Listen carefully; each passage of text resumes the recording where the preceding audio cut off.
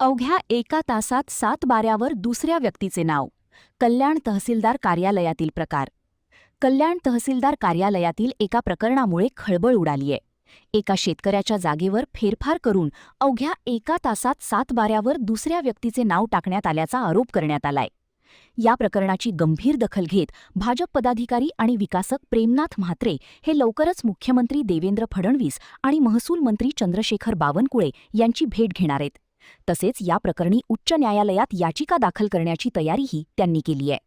दरम्यान या प्रकरणाची चौकशी करून त्यानंतर पुढील माहिती देण्यात येईल असं कल्याणचे तहसीलदार विकास गरुडकर यांनी सांगितलंय. म्हात्रे यांनी आरोप केलाय की एका तासाचा फेरफार आणि त्यानंतर सातबाऱ्यावर नाम आला आहे एका व्यक्तीच्या आणि चुकीच्या पद्धतीने हे सर्व केला गेला आहे. त्या संदर्भात ते तक्रार देखील करणार आहे. तुमची काय? प्रथमतः एक गोष्ट मी सांगू इच्छितो की आत्ताच आपण उल्लेख केलेला आहे की अशी काही तक्रार या ठिकाणी तहसीलदारांच्या विरोधात आपल्याला प्राप्त झालेली आहे पत्रकार महोदयांना. तर त्या तक्रारीच्या अनुषंगानं मला तपासणी करू द्या, नक्की त्यांची तक्रार काय आहे, त्या तक्रारीच्या अनुषंगानं नक्की वस्तुस्थिती काय आहे मी त्याची माहिती घेतो माझ्या संकलनाकडून, संबंधित कर्मचाऱ्यांकडून, आणि मग त्यावर मी निश्चित आपल्याला त्या ठिकाणी नक्की वस्तुस्थिती काय आहे त्याविषयी 100% माहिती आपल्याला देईल. धन्यवाद.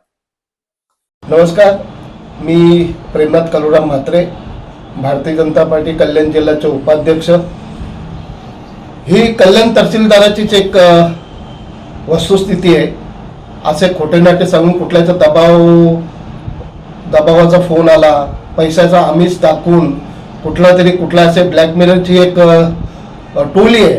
ती टोली या तहसीलदारावरती आणि यांचा संगमत करून हे लोक शेतकऱ्याला आणि विकासकांना ब्लॅकमेलिंग करतात. मी माझा प्रकार सांगतो. गोदरेज 11मध्ये मी 2021ला राजाराम सीताराम मिरकुटे, पंडित राजाराम मिरकुटे आणि प्रकाश राजाराम मिरकुटे यांच्याकडनं डेव्हलपमेंटसाठी प्रॉपर्टी घेतली होती. सर्वे नंबर आहे 12/3. ती राजाराम सीतारामाला 1968 सालाला त्यांच्या आजोबाकडनं विलपत्रांनी जागा आलेली आहे. त्याच्या आधारे 2014ला राजाराम सीतारामनी त्याच्या दोन्ही मुलांना ती विलपत्रांनी दिलेली आहे. तहसीलदारांनी 6 ऑगस्ट तारखेला शेतकऱ्यांनी राजाराम सीतारामच्या बहिणीने अर्ज केला त्या सातबाऱ्यावर नावं लावण्यासाठी.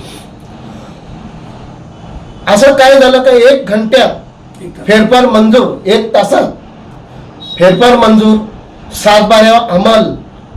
म्हणजे हे कायदा आहे तरी कुठे?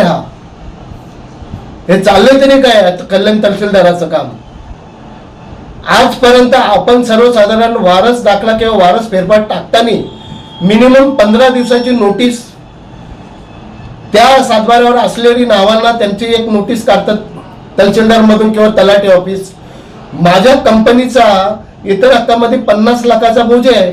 मलाही कुठली नोटीस नाही, कुठली सूचना नाही. डायरेक्ट एका तासात फेरफार मंजूर करून ह्या तहसीलदाराने डायरेक्ट त्या 2 व्यक्तींची नावं सातबाऱ्यावर आणली. यावरती आता तुम्ही काय तक्रारी काय मागणी? मी माननीय मुख्यमंत्री देवेंद्र फडणवीस साहेब, आपल्या राज्याचे महसूल मंत्री बावनकुळे साहेब, भाजपचे आमचे प्रदेश अध्यक्ष रवींद्र चव्हाण साहेब आणि आपल्या ठाणे जिल्ह्याचे नेते कपिल पाटील साहेब, तसेच आमचे जिल्हा अध्यक्ष नंदू परब साहेब यांच्याशी मी संवाद साधणार. यांना मी निवेदन देणार आहे का हे कल्याण जिल्ह्यामध्ये चाललंय काय? आपल्या एखाद्या शेतकऱ्याला, एखाद्या विकासाला हे आत्महत्या करायला लावतील असं कामं करून.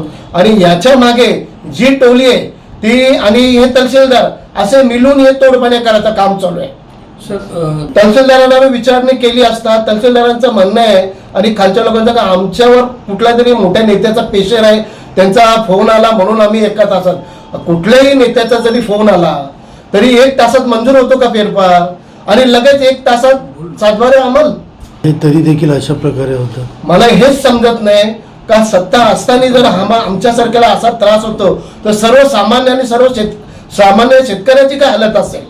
ह्या प्रकार आहे तहसीलदार आणि त्यांची पूर्ण टीम आणि ही एक दुसरी गँग आहे जे ब्लॅकमेलिंग. त्याच्यात घनश्याम गायकवाड म्हणून असं समजलं का ती व्यक्ती त्या याच्या पाठीमागे आहे आणि हे लोक सगळे संबंध करून ही अशी कामं वाजवतात. तहसीलदार यांच्या विरोधात आणि माझ्यावर जो अन्याय झाला आहे, माझ्या सातबाऱ्यावर जो अनलिगल फेरफार मंजूर झाला आहे, मी त्याच्या विरोधात हायकोर्टात रिट पिटिशन दाखल करणार आहे. एक पत्रक मी माननीय मुख्यमंत्री देवेंद्र फडणवीस साहेबांना देणार आहे. एक पत्रक बावनकुळे साहेब महसूल मंत्र्यांना देणार आहे. त्याच्यानंतर आमचे प्रदेश अध्यक्ष रविदादा चव्हाण साहेबांना देणार आहे. मला आशा आहे त्या न्यायालयाकडनं मला न्याय मिळेल आणि मी सर्वात प्रथम सर्व या प्रकरणामध्ये तहसीलदारच जबाबदार आहे अशी एक त्या रिट पिटिशन मध्ये मागणी करणार आहे.